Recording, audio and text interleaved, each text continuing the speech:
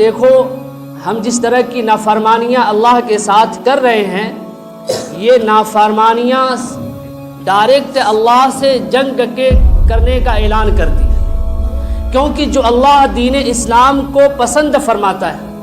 اور صرف دین اسلام کو ہی اللہ قبول کرے گا، تو اب تم اللہ کی پسند کے خلاف اپنی پسند کو بنا رہے ہو، تو کیا تم کو بظاہر یہ معلوم نہیں ہو رہی ہے کہ تم اللہ کے ساتھ جنگ کر رہے ہو؟ یا تم غیروں کے رسم و رواج کو، یہود و نصارہ کے رسم و رواج کو اپنے دین کے اندر داخل کر کے کیا تم اللہ کے ساتھ جنگ کا اعلان نہیں کر رہے ہو؟ کیا یہ تم دین اسلام سے برات کا اظہار نہیں کر رہے ہو، اس سے نفرت کا اظہار نہیں کر رہے ہو کہ مجھ کو دین اسلام تو قبول ہے لیکن میں اس کو پورے طور پر نہیں مانتا ہوں، آدھا مانتا ہوں اور آدھا چھوڑ دیتا ہوں، جہاں مجھے پسند ہے کہ یہ دین اسلام یہاں پر مجھے خوشی دے رہی ہے، عید کے موقع پر خوشی ہے تو چلو عید منا لیتے ہیں، بقرعید کے موقع پر گوشت کھانے کی خوشی ہے تو چلو بقرعید منا لیتے ہیں، شب برات پر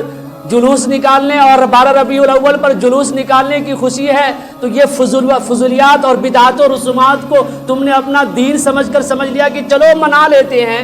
تو کیا تم سمجھتے ہو کہ میں مسلمان ہوں؟ کیا تمہارا شمار اللہ تعالی کے پاس مسلمانوں میں کیا جائے گا؟ کیا تم جناب محمد رسول اللہ صلی اللہ علیہ وسلم کے لائے ہوئے دین پر تمہارا شمار کیا جائے گا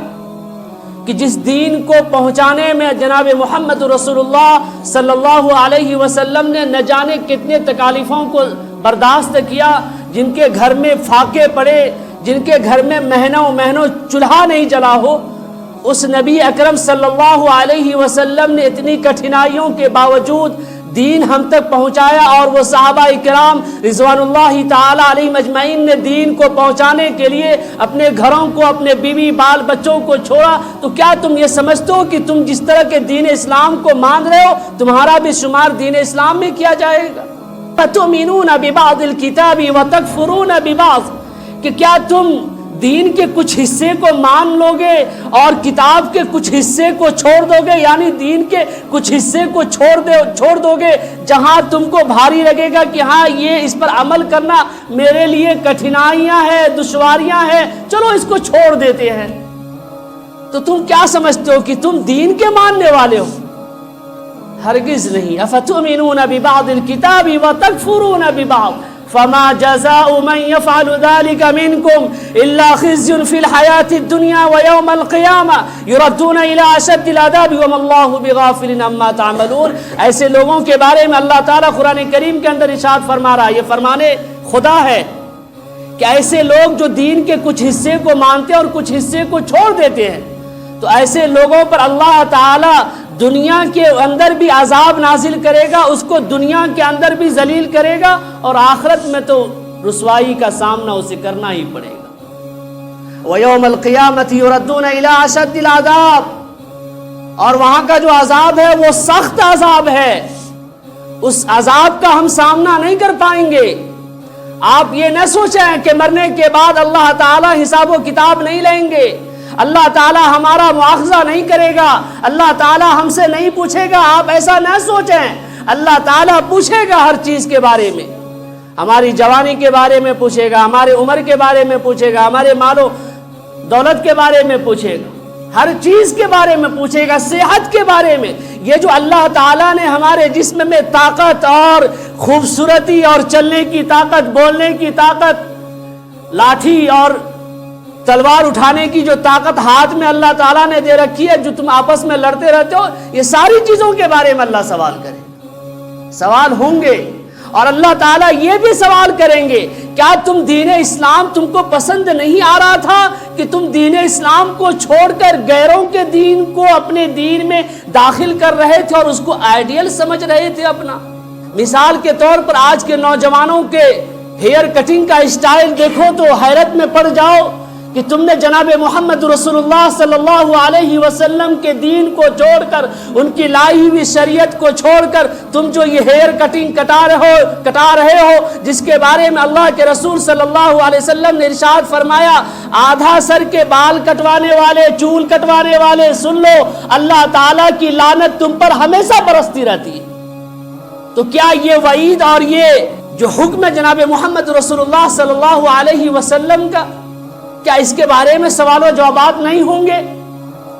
تمہارے کپڑے پہننے کے اسٹائل کہ جو تم آدھا کپڑا پہنتے ہو اور آدھا پیر جانگ سے لے کر نیچے پورا دکھاتے رہتے ہو، کیا اس کے بارے میں پوچھا نہیں جائے گا؟ کر کیا رہے ہو بھائی؟ اگر تم کو دین اسلام پسند نہیں ہے تو تم دین اسلام سے ڈائریکٹ نکل جاؤ۔ لیکن دین اسلام کو میں یہ بات بار بار کہتا ہوں کہ دین اسلام کو ہم بدنام نہ کریں، کیونکہ ایک تو ہم دین اسلام کی شریعت کو چھوڑ رہے ہیں، ایک یہ عذاب ہمارے اوپر ہے، اور ہماری وجہ سے اگر دین اسلام کے اندر کمیاں نکالی جا رہی ہے یا جائے گی تو خدا کی قسم اس کے بھی ہم پکڑ کیے جائیں گے، اس کا بھی ہم سے مواخذہ کیا جائے گا کہ تم نے اسلام کا کلمہ پڑھا جبکہ کوئی زبردستی نہیں تھا، لا اکراہ فی الدین، کہ دین میں تم کو داخل ہونے کے لیے کوئی زبردستی نہیں، تم کو دین اسلام پسند ہے تو قبول کرو، لیکن جب داخل ہو گئے تو یا ایھا الذین آمنوا ادخلوا فی السلم کافہ، کہ پورے طور پر دین اسلام میں داخل ہونا پڑے گا۔ تم ایک وقت کی نماز پڑھو گے، جمعہ کی دن آؤ گے، باقی دن چھوڑ دو گے، اور تم سمجھتے ہو کہ میں مسلمان ہوں، خدا کی قسم ایسے مسلمانوں کو مسلمان نہیں کہا جاتا، کیونکہ جناب محمد رسول اللہ صلی اللہ علیہ وسلم کی حدیث ہے کہ اگر ایمان والوں میں اور کافروں میں تم کو پہچان کرنی ہو تو وہ پہچان کس چیز سے کرنی ہے، وہ چیز کیا ہے، وہ ریزن کیا ہے، وہ معاملہ کیا ہے؟ اللہ کے رسول صلی اللہ علیہ وسلم نے ارشاد فرمایا وہ چیز ایک ہی ہے، وہ ریزن ایک ہی ہے، نماز۔ جو سجدہ کر رہا ہے پابندی کے ساتھ، سمجھو وہ مسلمان ہے، وہ اللہ کا بندہ ہے، ایمان والا ہے، اور جس نے سجدے کا انکار کر دیا وہ سمجھو کہ پھر اس کا شمار اور ان لوگوں کا شمار برابر ہی برابر ہے، کیونکہ شیطان نے ایک ہی سجدے کا جو حکم ہوا وہ اللہ نے حکم دیا کہ ادباً سجدہ کرو آدم کو، لیکن اس نے آخر میں کہا میں نہیں کروں گا، پھر اللہ نے کہا کہ نکل جاؤ یہاں سے، یہ تمہارے باپ کی پراپرٹی نہیں ہے کہ تم میرا حکم نہیں مانو گے اور میں تم کو جنت میں رکھوں گا۔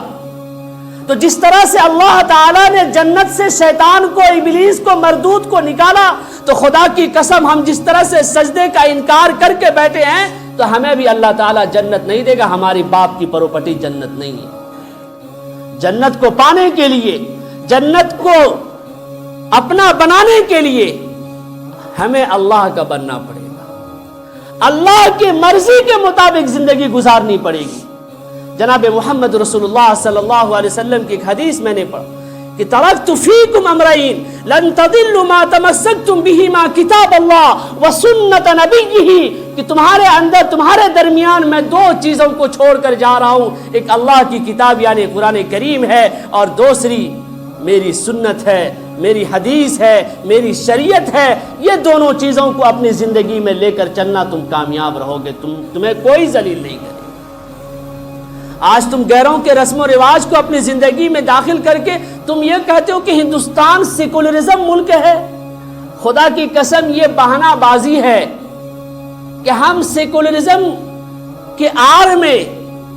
دین اسلام میں داخل ہونے کے باوجود غیروں کے دین کو مانتے ہیں، یہ کہہ کر کہ ہم سیکولرزم ملک میں رہتے ہیں، ہم ہندوستان میں رہتے ہیں۔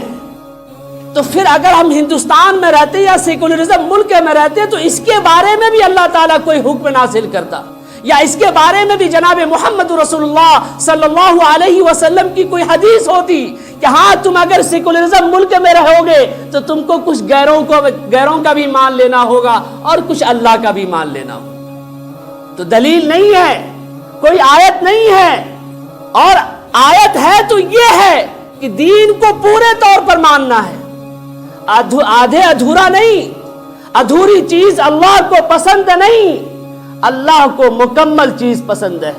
कामिल चीज पसंद है। चाहे वो ईमान हो, चाहे वो तुम्हारा जो सदका व खैरात हो, वो पूरे तौर पर इखलास के साथ, खुलूस के साथ अल्लाह को पसंद है। तुम मुसलमान हो तो पूरे तौर पर मुसलमान बनो।